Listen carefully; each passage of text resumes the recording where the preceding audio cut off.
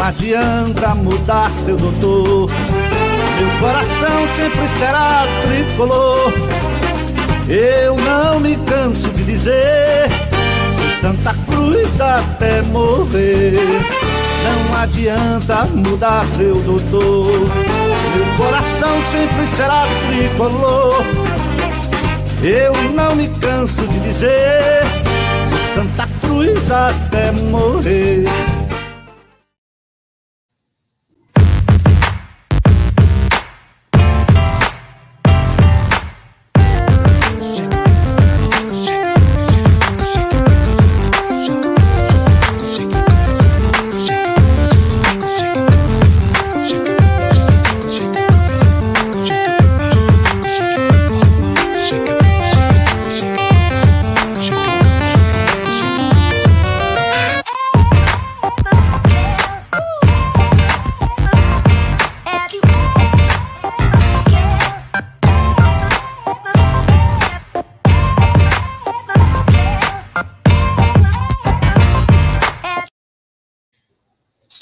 Fala, galera coral. Muito boa noite, menino Gera. Aqui é chuva, viu? É bicho de chuva voando. Eita, Recife. Depois de um calor tenebroso na sexta, meu amigo. Rapaz, aí começou a chover, essa chuva de verão. É boa noite. Eu achei que era bom dia, porque é café com bibiribe. Eu falei boa noite, Fei? Foi. É maconha, meu amigo. Se não for maconha, é menino novo em casa. É pra se torar. Não brinque, não. Eu tô trocando dia pela noite. Tudo certo, meu querido? Tudo certo. Tirando o que tá errado, tá tudo certo. Como é que tá Londrina? Rapaz, eu tô aqui, né? Vendo o Cabral de perto agora, né? E Aleph Pitbull.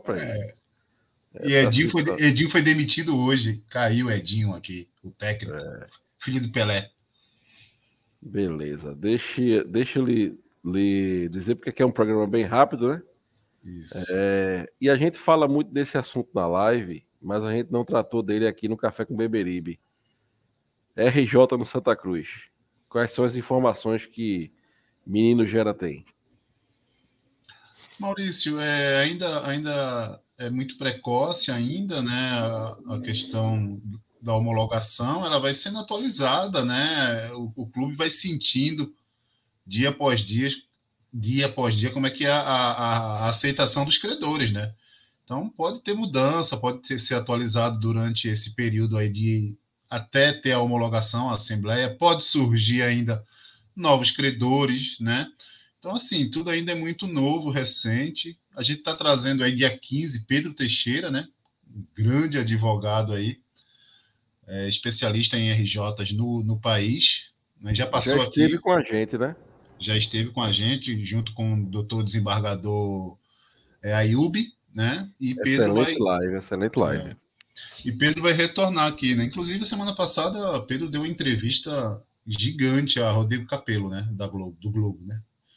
Então, já confirmou com a gente dia 15 aqui, às 20h30, vai passar para a gente destrinchar um pouco, entender um pouco sobre esse deságio que o Santa Cruz pede de 90% nas causas trabalhistas, que, segundo os especialistas, é bem improvável, porque essa é a parte mais difícil, mais pesada, que é a negociação com os advogados, né, que levam seus percentuais por conta de serviços prestados, seus honorários. E sem falar que aí está o grande peso da dívida, né? São 96 milhões aí. Praticamente 50% da dívida é só trabalhista. E aí vale ressaltar, Maurício, que está todo mundo, né? Está o zelador, está o massagista, está o cozinheiro. Quantos porcentos da dívida Gera? O Santa Cruz está propondo 90% de deságio, de desconto. Não, né? Quantos por cento da dívida são trabalhistas? 50%, porque a dívida hoje gira em torno de 197 milhões, você tem ali 96 só de trabalhista, né?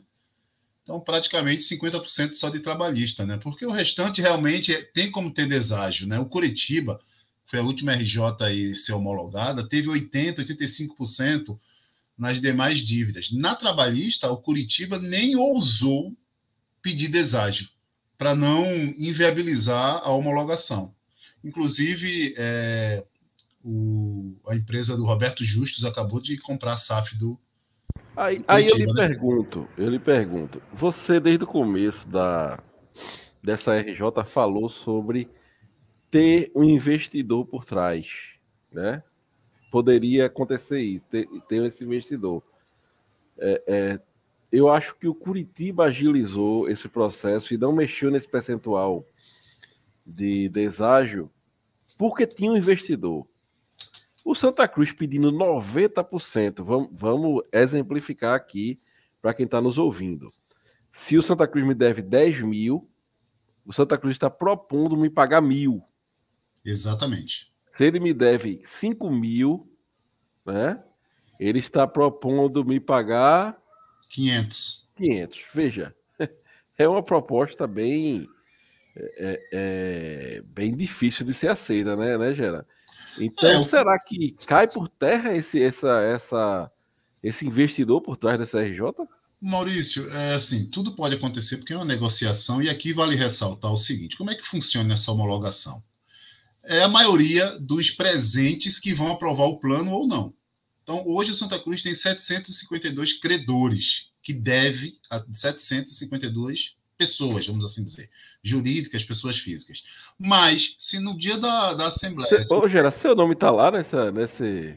Não, Maurício, meu nome é difícil de comprar lá. Tem outros nomes aí bastante conhecidos aí. Meu nome também não está lá, não. Eu queria estar lá para receber pelo menos 1 milhão. Não tá, não. Nunca recebi R$1 de Santa Cruz. Eu espero que alguém prove o contrário, né? Eu posso provar que tem gente que já recebeu e ainda quer receber mais. Então, o que acontece é o seguinte: o que o clube está propondo vai ser apresentado e vai ser aceito ou não pela maioria que estiver presente na Assembleia de Credores. Tá? Não precisa ter os 752 presentes. Se tiver 20 presentes e 11 aprovar, está aprovado, 90% de deságio.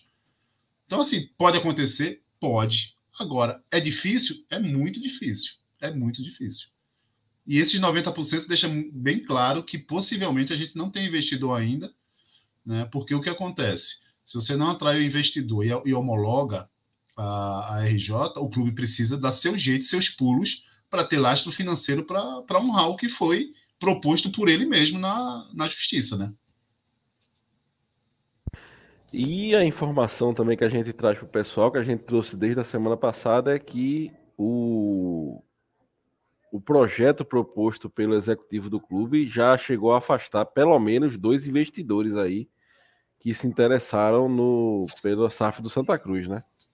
Essa informação chegou na gente, no Beberibe, né? Por que chega no Beberibe? Porque o Beberibe é o canal que mais tocou nesse assunto, né? Nós temos diversas lives aí sobre a pauta, sobre esse determinado assunto, RJ, SAF no Santa Cruz. E, assim, claro, cada SAF tem um modelo. Hoje a conversa é que o Bahia é a SAF perfeita, né? Que é muito melhor do que o Cruzeiro e o Botafogo e o Vasco, enfim. Mas existe um padrão, sabe? Existe um caminho. Não adianta querer inventar a roda. Não dá para inventar a roda. Por exemplo, o que chega à nossa informação é que o Santa Cruz não quer abrir mão do futebol profissional nem do futebol de base. Então, assim, pode fechar uma SAF? Pode. Agora, qual vai ser o tipo de investidor que vai querer fechar uma SAF? O investidor tomaria conta de quê, Gerailton? Olha, Maurício, o que pode acontecer é o seguinte: você ter parte do futebol, mas não ser a parte principal, né, o majoritário. Eu já falei algumas vezes. Isso aí ninguém vai botar dinheiro onde ele não possa. A gente vê, por exemplo, veja só. Vamos ser bem justos. A gente está vendo um movimento aí no Botafogo de venda de um jogador que se destacou, né? Que é o Jefinho, não é isso? Isso. Para o Lyon, que é outro clube do mesmo dono do Botafogo. É do mesmo case, do John Teston. Isso é uma questão que realmente, para o torcedor do Botafogo, ele deve estar desgostoso com isso. Embora, ao que pareça, o Lyon tenha pago um valor acima até do mercado nesse jogador do Botafogo. E aí o torcedor pode dizer, tá vendo aí, tem um dono. Bom, eu considero que não é o ideal esse tipo de negociação de clube para clube do mesmo dono, mas, por exemplo, a gente aqui no Arruda sem ter SAF e sem ter investimento, a gente perdeu dezenas de jogadores da base e a gente não sabe onde está o dinheiro, para onde foi. Eu posso citar Varley, posso citar Raniel, posso citar o próprio João Paulo, que passou por aqui. Qual torcedor do Santa Cruz que sabe se o Santa Cruz recebeu, se o Santa Cruz tem direito a receber alguma coisa, para onde foi o dinheiro? Ninguém sabe, nós não sabemos. Então, não é o ideal lá, não é o ideal cá, mas ao menos o Botafogo está tendo esse investimento, né, Gera?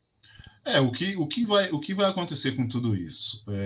Ele agora, o John Texton, ele vai ter que fazer, cobrir, né, o atleta que ele tirou. Ele tem responsabilidade de pôr agora alguém à altura, primeiro com o dinheiro que entrou, com caixa que ele criou, né, para que ele possa repor, porque não é interessante para ele ter um Botafogo fragilizado e um Lyon forte.